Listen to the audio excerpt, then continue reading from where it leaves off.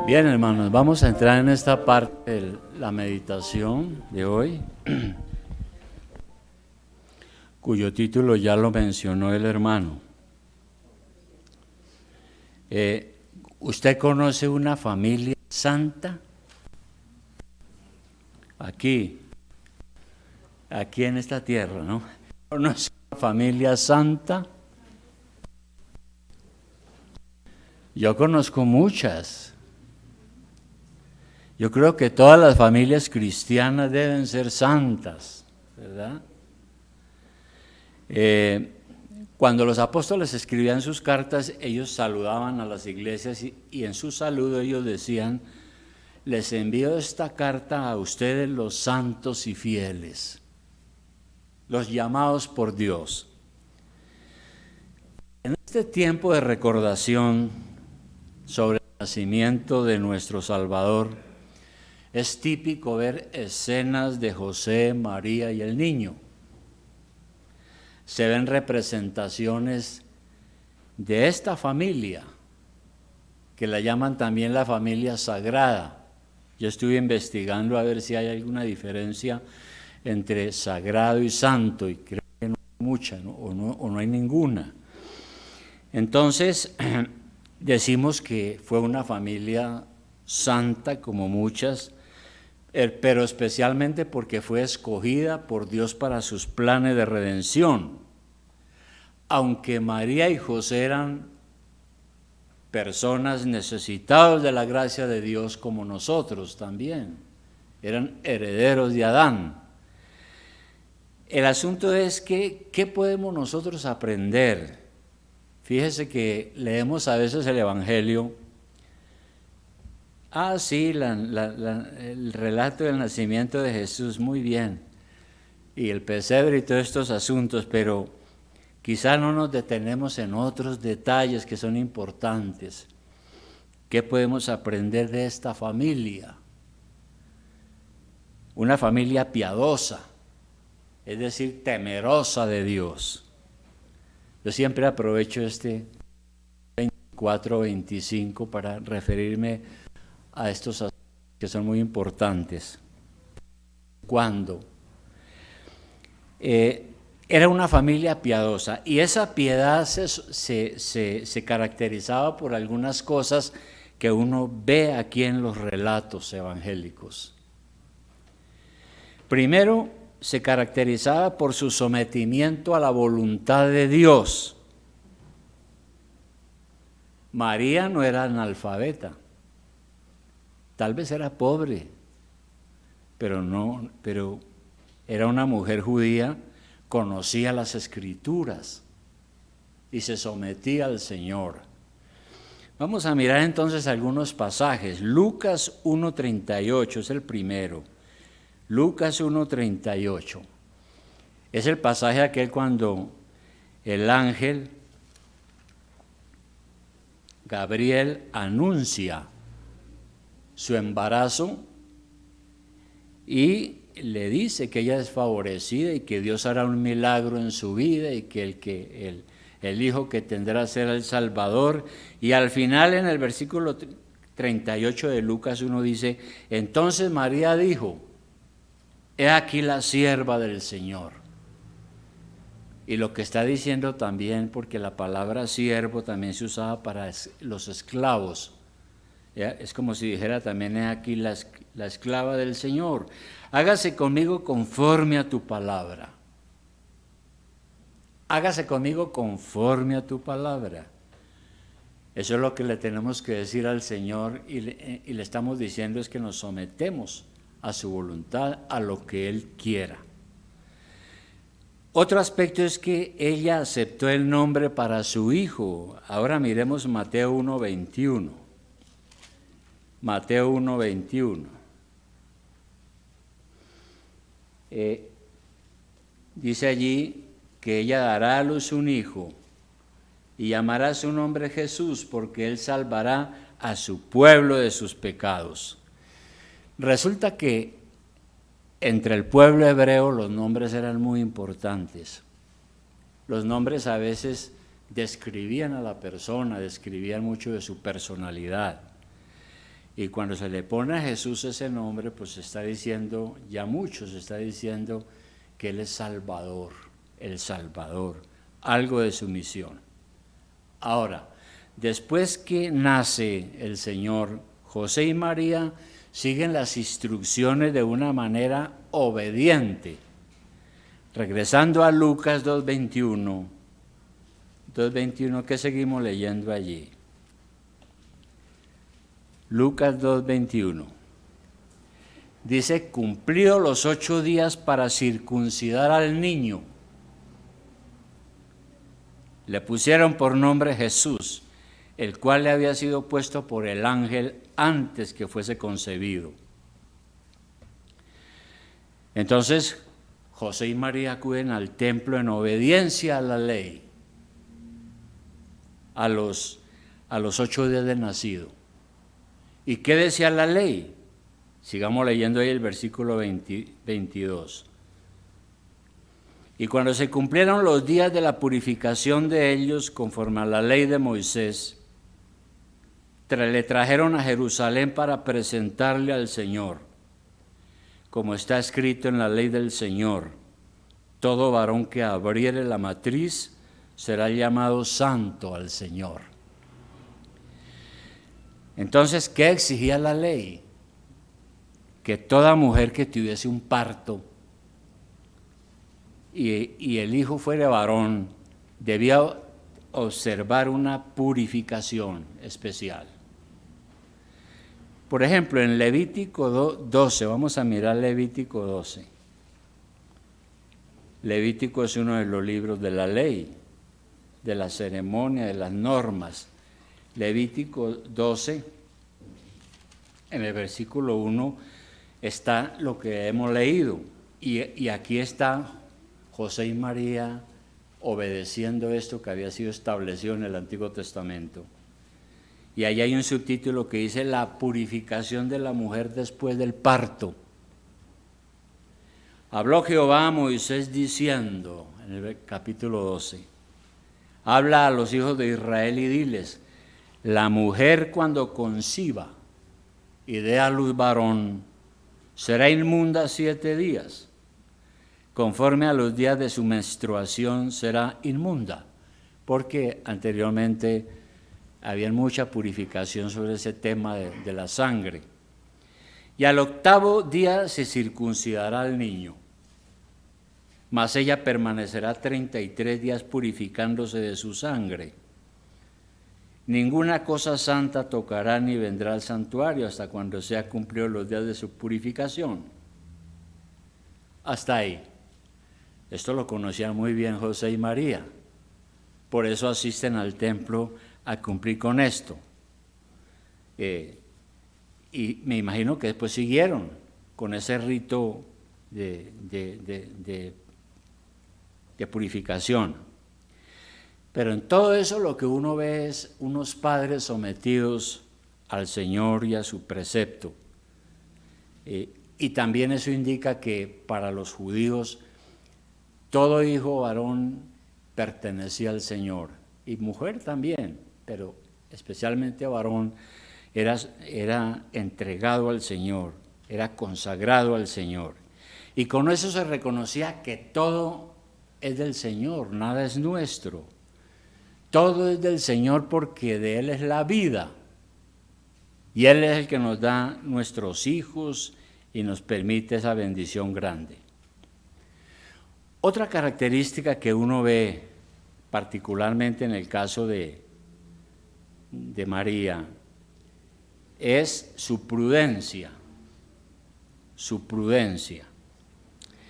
Según la costumbre judía, María estaba ennoviada o desposada, no casada, sino comprometida, es decir, pronto se iba a casar con José. Cuando José se da cuenta de que su novia está embarazada, se confunde. ¿Y qué actitud toma? Mateo 1:19. Mateo 1:19.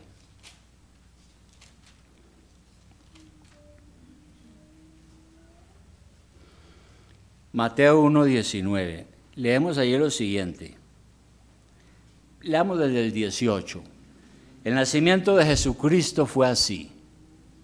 Estando desposada María, su madre, con José, o sea, comprometida. Eso quiere decir desposada.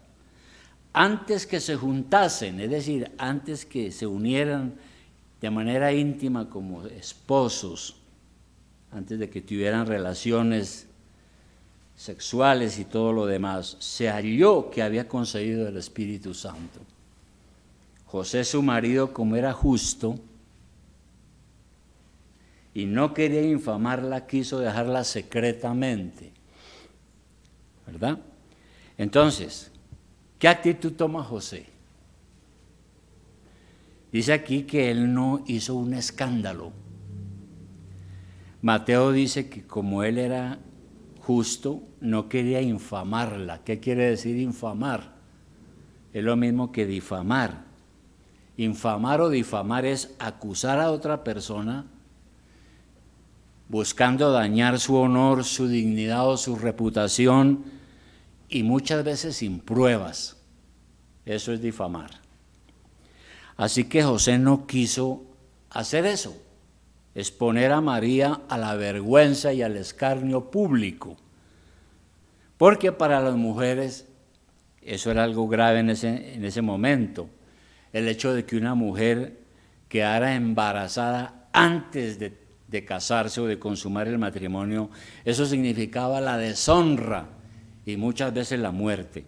Miremos el Antiguo Testamento en Deuteronomio 22. Deuteronomio 22, versículo 23. Deuteronomio 22, 23.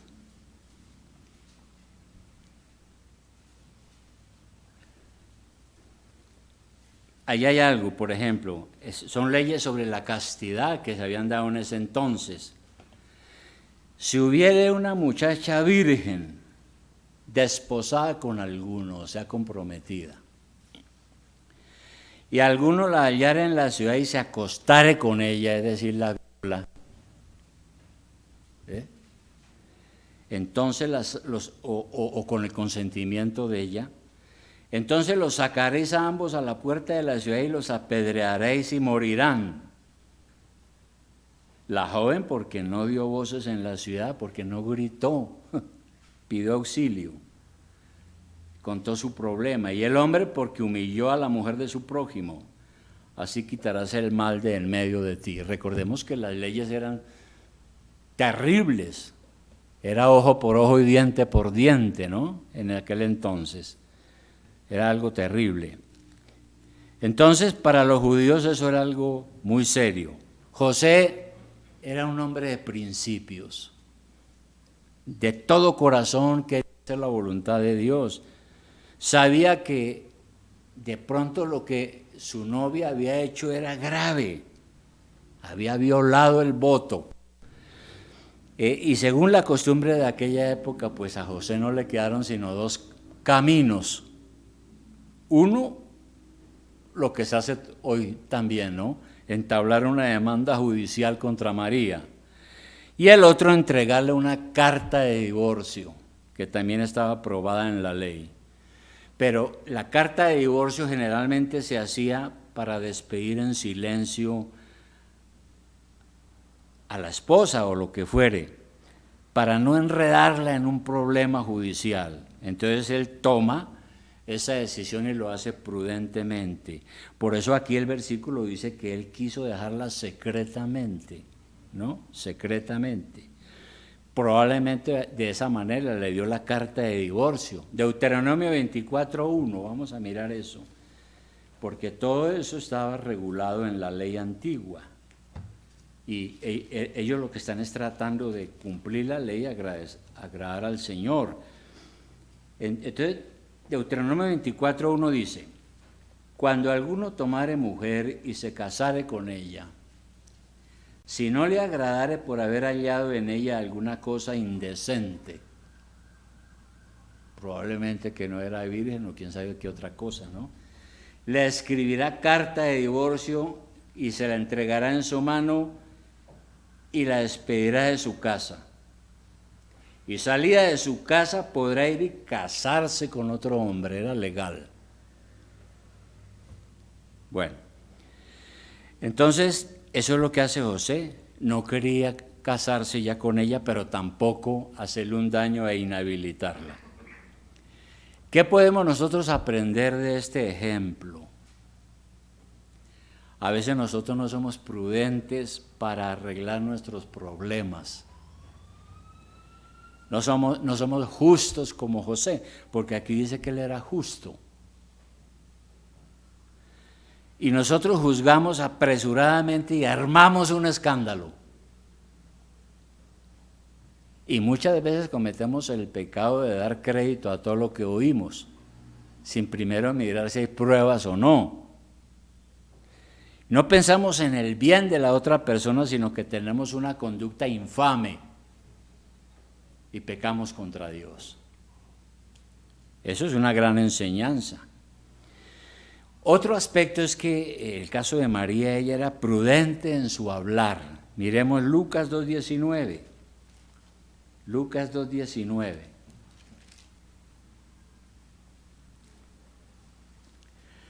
Entonces aquí tenemos el relato del nacimiento de Jesús, cuando vienen los ángeles y llegan a esa pesebrera, pues, y ven allá a Jesús nacido, y la gente comentaba y hablaba y decía cosas y todo. Y me imagino que la situación de María era bastante ansiosa, ¿no? Y el 19 dice, pero María guardaba todas estas cosas meditándolas en su corazón. Era prudente en su hablar. Y esto nos indica que entonces que no era una mujer alborotadora o chismosa, ella guardaba silencio y prefería orar y llevar sus inquietudes ante el Señor. Como mujer devota judía, cuidaba su lengua, porque yo creo que también conocía el Antiguo Testamento, especialmente Proverbios 26:20. ¿Qué nos enseña Proverbios 26:20? Proverbios 26:20. Dice lo siguiente: sin leña se apaga el fuego, y donde no hay chismoso, cesa la contienda. Cesa la contienda. Entonces, lo que está diciendo aquí el proverbio es que nosotros a veces incendiamos en vez de apaciguar. Le echamos leña a los problemas. Es lo que está diciendo. Y está hablando precisamente de que la lengua suelta produce incendios, eso lo dice Santiago también. Entonces María no era una de esas mujeres alborotadora, sino que en vez de generar dificultades ayudaba a mejorarlas, no atizaba el fuego, como dice aquí. Pero además era templada en su carácter. Era una mujer que controlaba sus emociones, porque lo contrario es lo que ya vimos. Y miremos Proverbios 9:13. Proverbios 9:13. Estos versículos son importantes. Proverbios 9:13. Dice, la mujer insensata es alborotadora, es simple e ignorante. La mujer insensata es alborotadora, prende el incendio, hace escándalo, ¿verdad? Es una mujer ruidosa, terca, poco sumisa. Y ese es un problema tan complicado que el apóstol Pablo tuvo que escribirle a Timoteo en su primera carta, que la estudiamos el mes pasado, pero en su primera carta, en el capítulo 5, volvamos a recordar lo que dice Pablo a Timoteo, en primera de Timoteo 5, versículo 13. Aquí está hablando del comportamiento en la iglesia y de las mujeres y de los hombres, pero específicamente aquí habla del tema de las mujeres. Y dice él que habla especialmente de las viudas. Podemos leer desde el 11. Dice, pero viudas más jóvenes no admitas, porque cuando impulsadas por sus deseos se rebelan contra Cristo, quieren casarse. Bueno, Pablo habla de que se pueden casar, pero pone unas condiciones, incurriendo así en condenación por haber quebrantado su primera fe. Y también aprenden a ser ociosas, andando de casa en casa, y no solamente ociosas, sino también chismosas y entremetidas, hablando lo que no debieran. Entonces aquí Pablo considera importante hablar a las mujeres sobre eso de la prudencia en el hablar y de la moderación en el carácter, ¿no? Al no tener marido que las gobierne, se vuelven chismosas por falta de oficio. Otras puede que tengan marido, pero su marido es un pelele. ¿Qué es un pelele? Es una persona sin carácter que no ejerce control sobre su esposa. Se parece a ese muñeco de trapo que hacen en el Año Nuevo. Eso es un pelele, un muñeco de trapo que está ahí pero que no ejerce función realmente. Entonces, eso es muy importante. Todas estas características que menciona aquí de ellos. Y luego habla también del amor a sus hijos. Estos pasajes, la historia bíblica nos dice que José y María, después de que todo se aclaró, al fin consumaron su matrimonio. José la recibió como su esposa y tuvieron por lo menos 6 hijos más. Mateo 13:55. Mateo 13:55.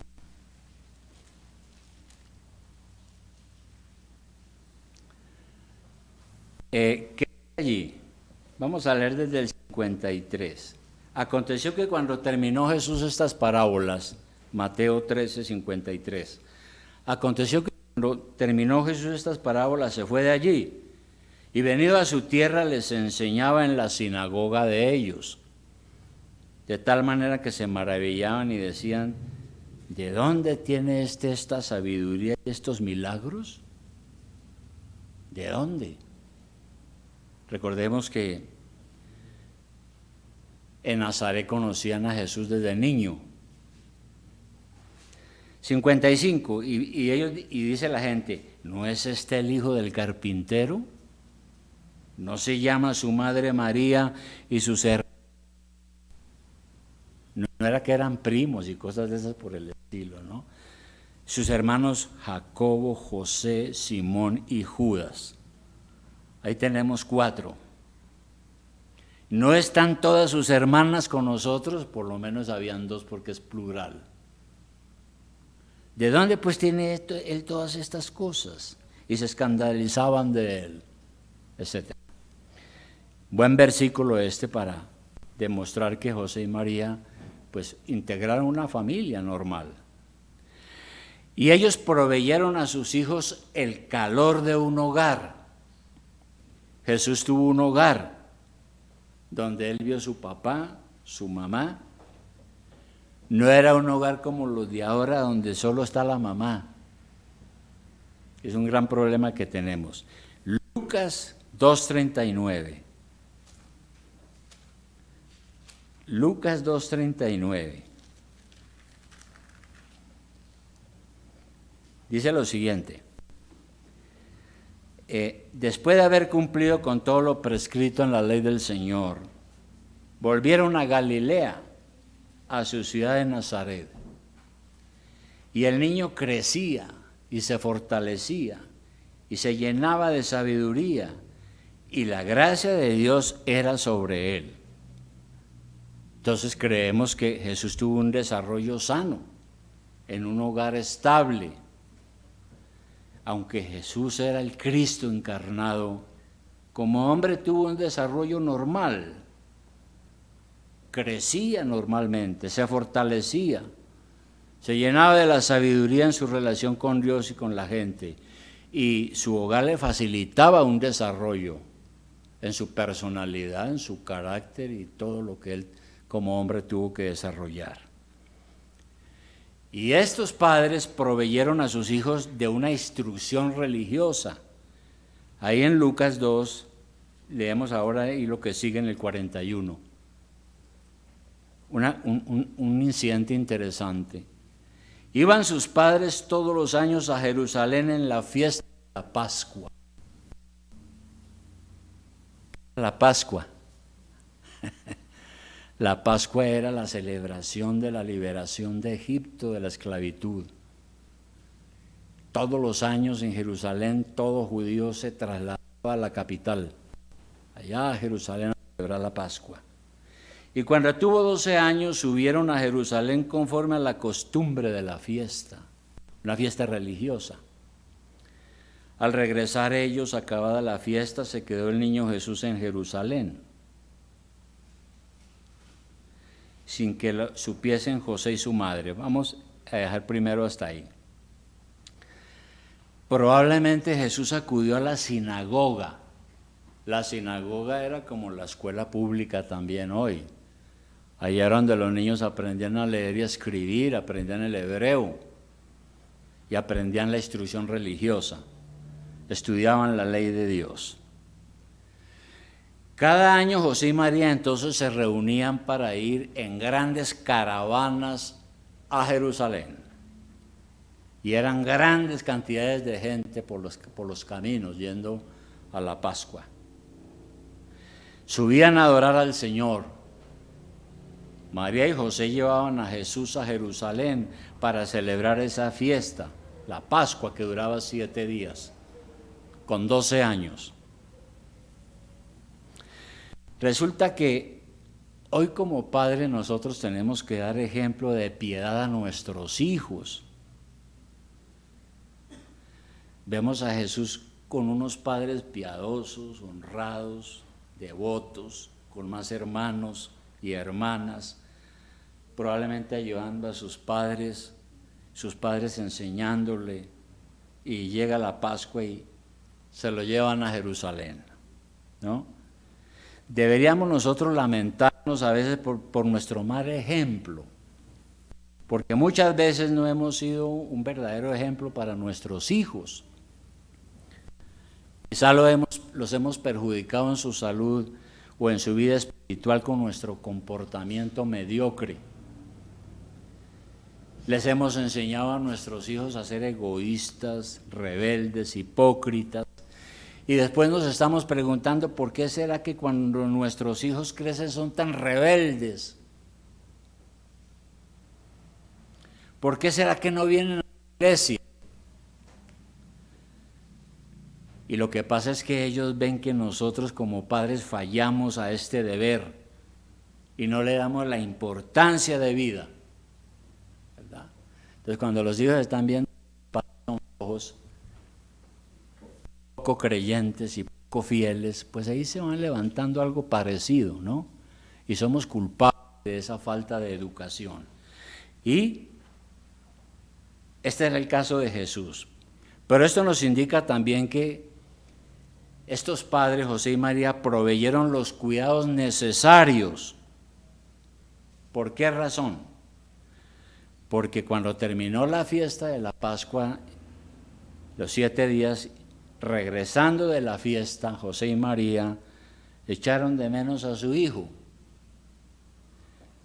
Porque era muy común en esas caravanas que fueran muchos familiares y amigos y primos y todos los que se conocían, y ellos pensaban que probablemente Jesús venía con ellos en la caravana.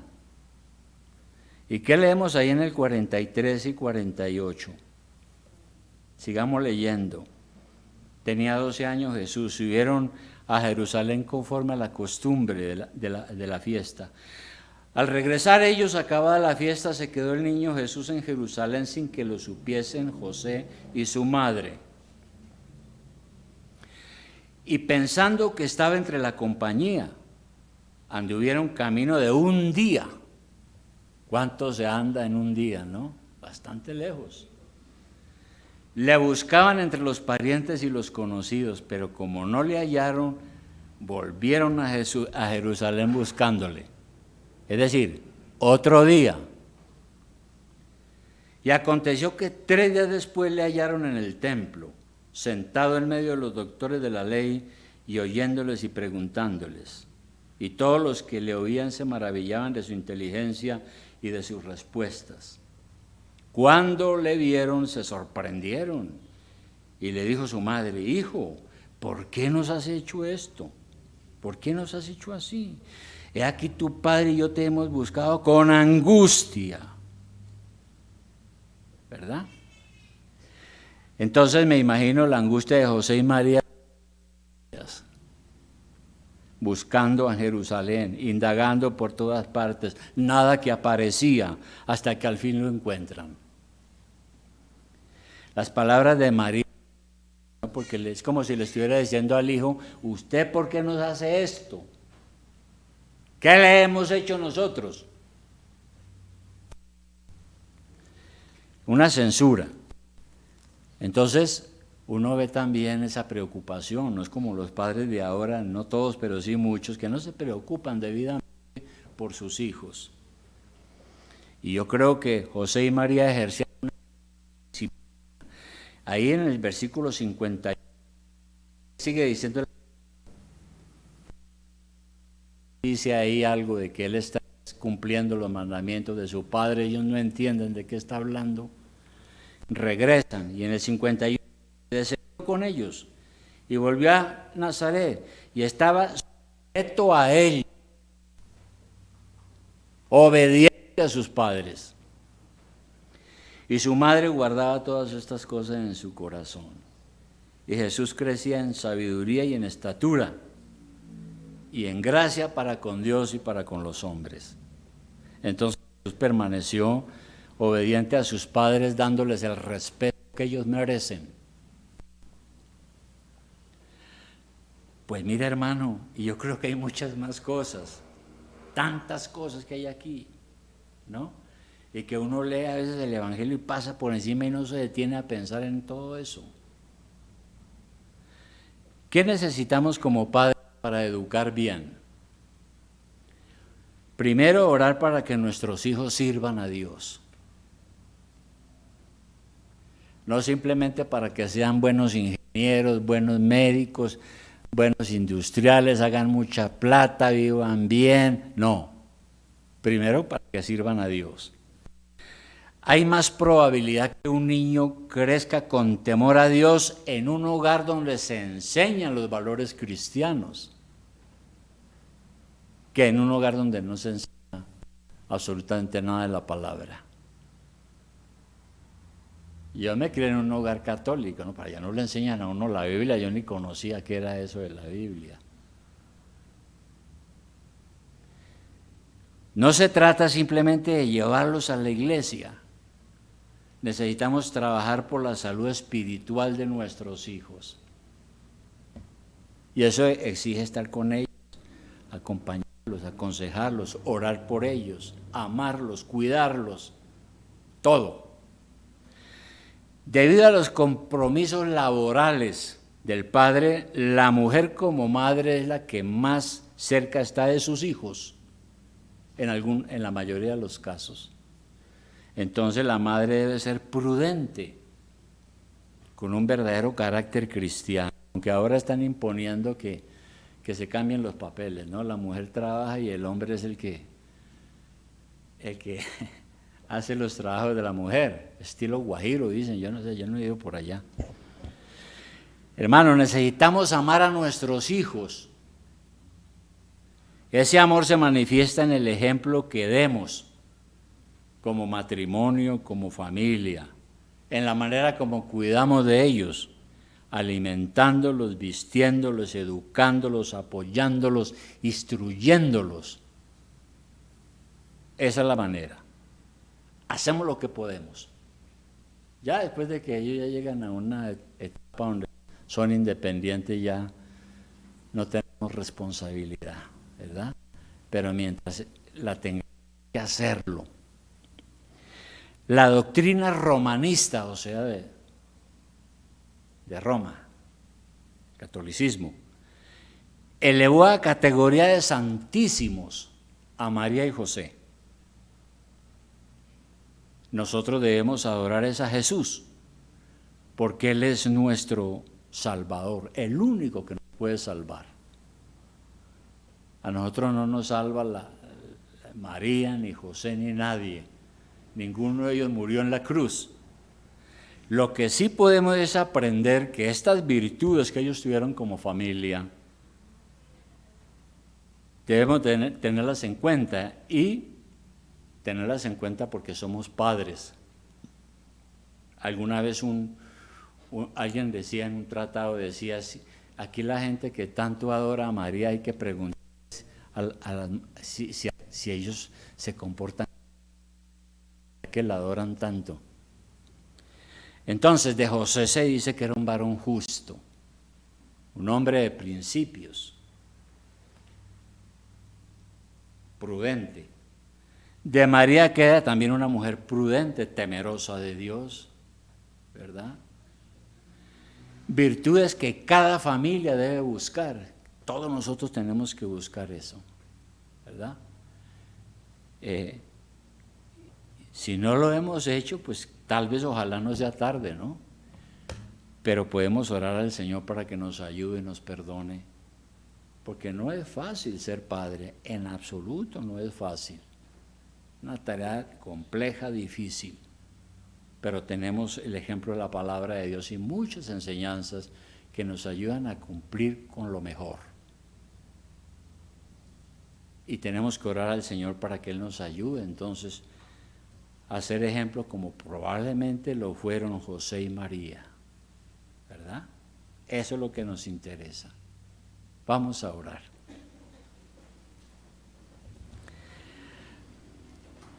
Querido Padre Celestial, en esta hora te damos infinitas gracias, Señor. Señor, estamos viendo aquí en tu palabra muchas cosas sobre el carácter de José, de María, sobre el crecimiento de tu hijo, su nacimiento, su educación, su actitud como verdadero hombre, verdadero niño, verdadero joven, después verdadero hombre, porque creció, y luego su ministerio, y luego su entrega por nosotros, y finalmente su muerte en la cruz para librarnos de todo pecado. Padre Celestial, rogamos que nos perdones en todo aquello que nos hemos equivocado como padres,